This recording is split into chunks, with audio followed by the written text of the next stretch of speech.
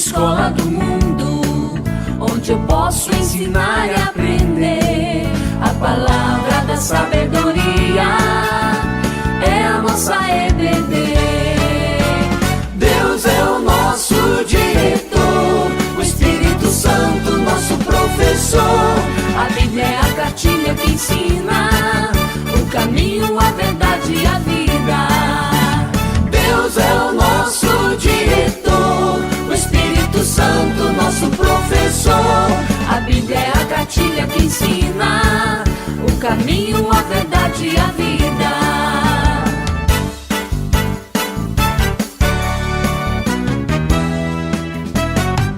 Na manhã de domingo eu estudo, quero mais de Deus conhecer. Acenda a luz para o seu caminhar, venha para a EBD. Deus é o nosso diretor, o Espírito Santo nosso professor. A Bíblia é a cartilha que ensina o caminho, a verdade e a vida. Deus é o nosso diretor, o Espírito Santo nosso professor. A Bíblia é a cartilha que ensina o caminho, a verdade e a vida.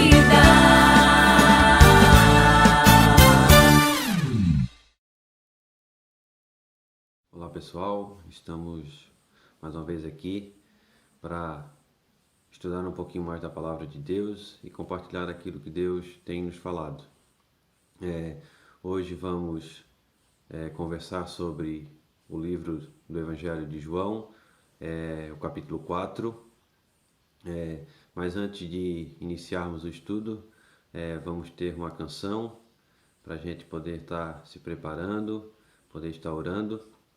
Logo após a canção, eu peço que os irmãos deem uma pausazinha no vídeo, abram suas Bíblias e que os irmãos possam ler esse texto, o capítulo 4, do versículo 1 ao 29, para depois, logo mais, a gente poder estar conversando sobre a Palavra de Deus.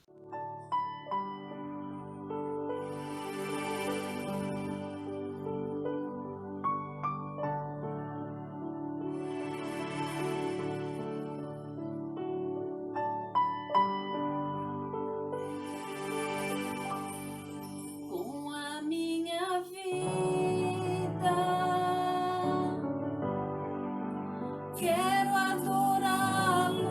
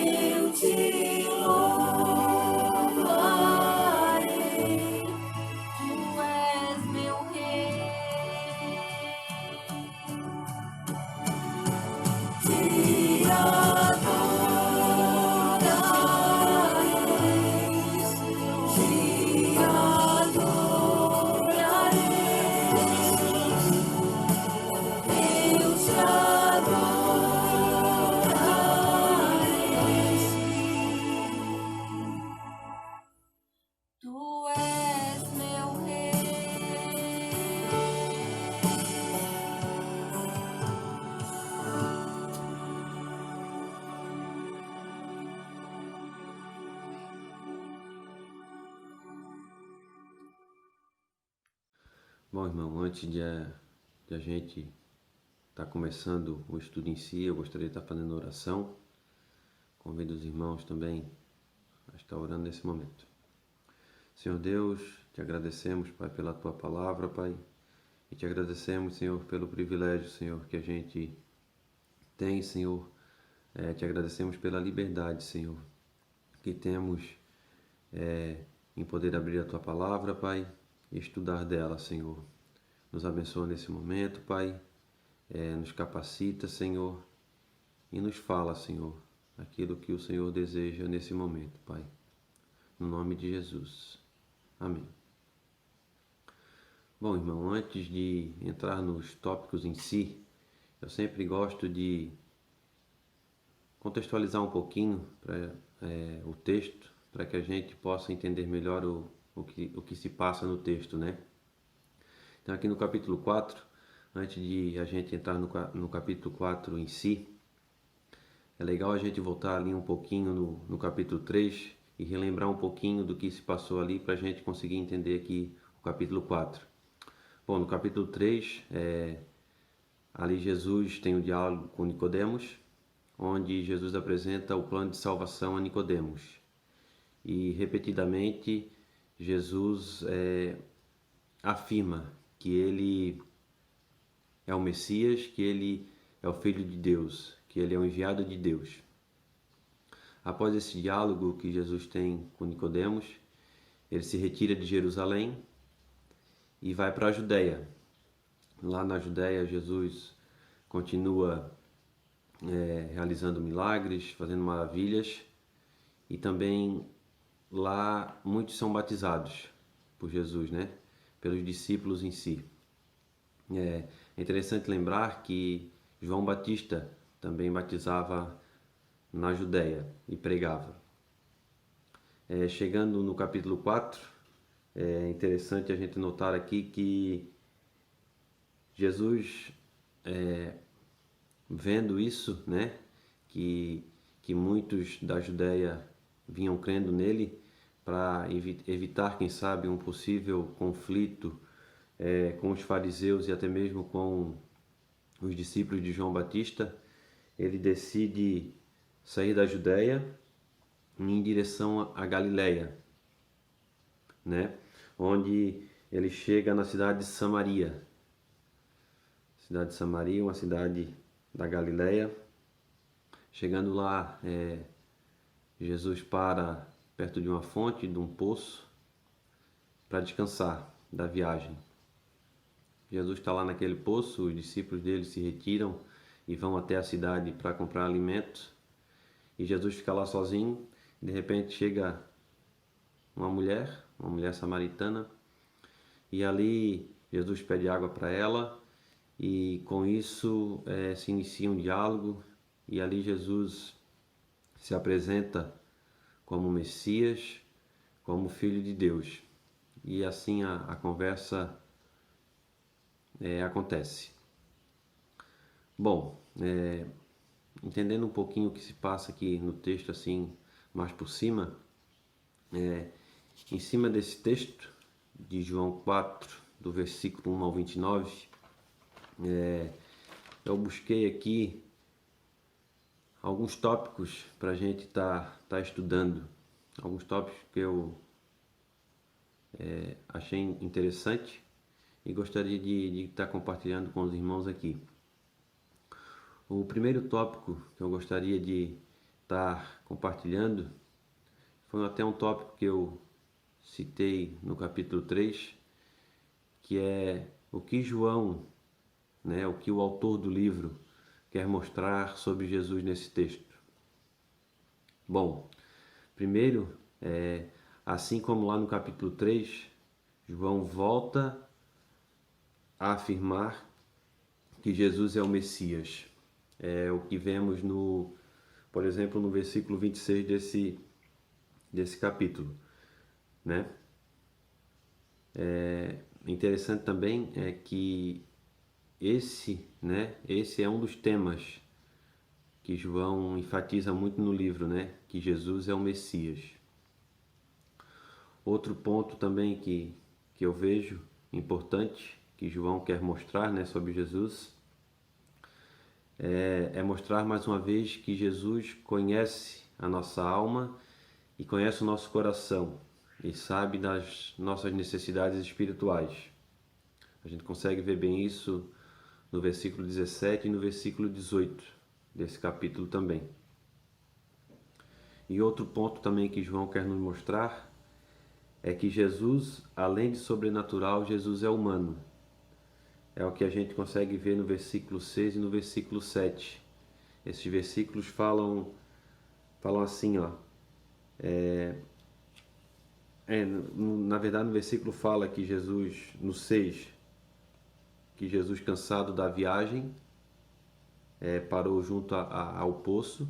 Então, aqui é uma característica humana, né? Que Jesus se cansou, que ele teve uma fadiga, na verdade.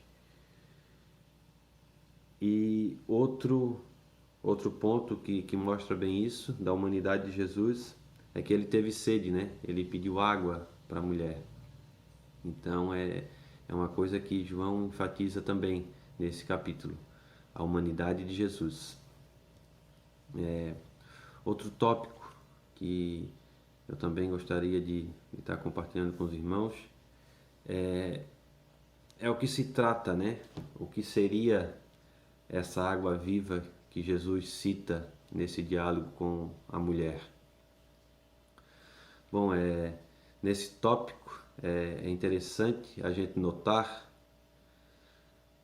que um dos pontos que João quer mostrar, né, aqui nesse capítulo, é que Jesus conhece o nosso coração. Jesus conhece o coração da mulher samaritana e sabe que ela precisa ser transformada pelo Espírito, né? É por isso que Jesus oferece essa água viva. É interessante a gente lembrar que a água no Antigo Testamento, ela simboliza a purificação. Jesus usa aqui o simbolismo no Antigo Testamento para mostrar para a mulher que ela precisava ser transformada, que ela precisava ser purificada. Jesus reafirma aqui o plano de salvação que ele apresentou para Nicodemos, né? Lá na conversa com Nicodemos ele enfatizou o novo nascimento, e aqui com a mulher ele enfatiza pela água viva, né? Então ele apresenta o plano de salvação para a mulher. Jesus aqui mais uma vez enfatiza que a salvação vem somente dele. É o que a gente consegue ver no versículo 13 e no versículo 14.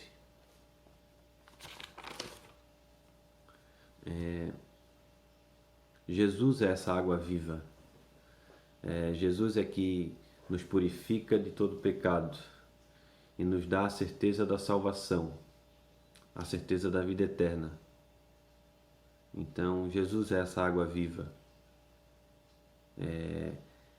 Essa água que nos purifica, que transforma o nosso coração, assim como o novo nascimento é uma ação do Espírito Santo em nós. Aqui essa água viva não deixa de ser muito diferente, né? Essa água viva, ela nos purifica, é uma ação de Jesus, purificando a nossa alma, o nosso coração. Outro ponto que eu gostaria de enfatizar também aqui é o que seria a verdadeira adoração, né?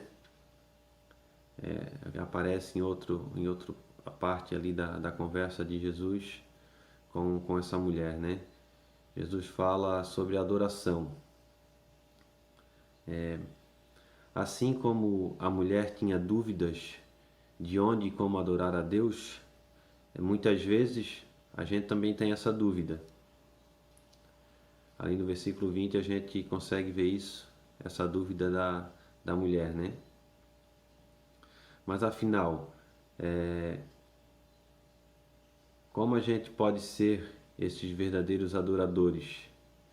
esses adoradores que Deus procura. Esses adoradores que adoram a Deus em espírito e em verdade.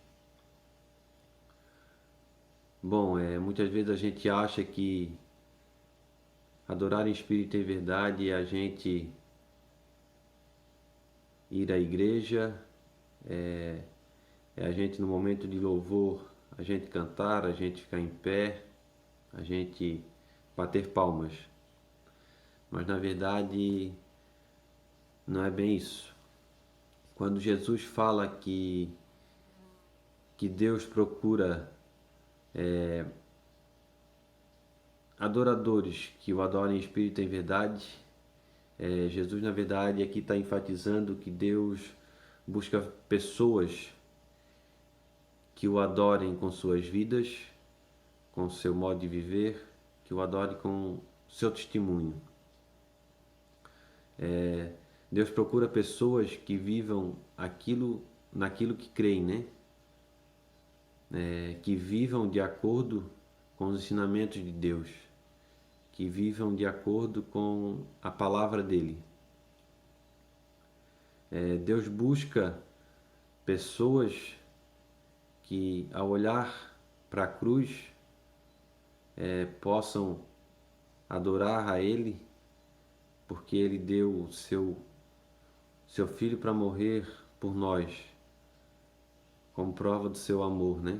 Lá naquela cruz, para nos perdoar e nos purificar de todo o pecado.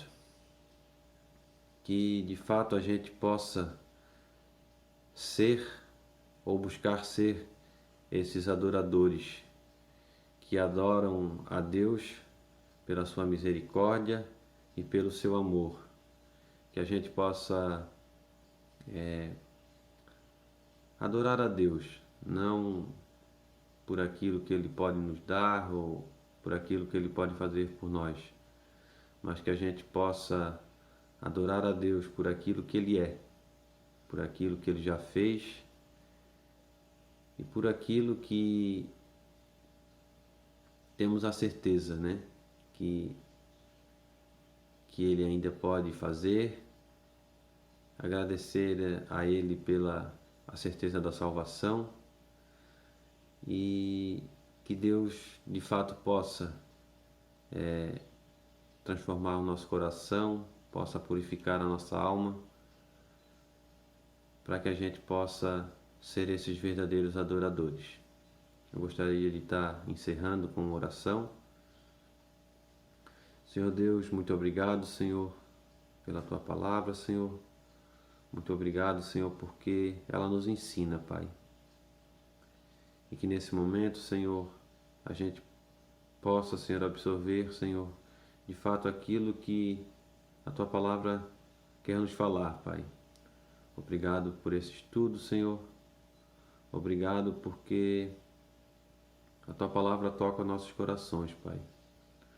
Obrigado porque o Senhor é essa água viva, Senhor, que nos transforma, Senhor, que nos purifica, Pai. E que o Senhor possa, Senhor, nos abençoar, Pai, e nos dar o entendimento, Senhor, de como a gente pode Te adorar, Pai, de como a gente pode Te louvar, Senhor. Que a gente, de fato, Senhor, aprenda, Senhor, a Te louvar, Senhor, e a Te adorar, Senhor, em espírito e em verdade, Pai.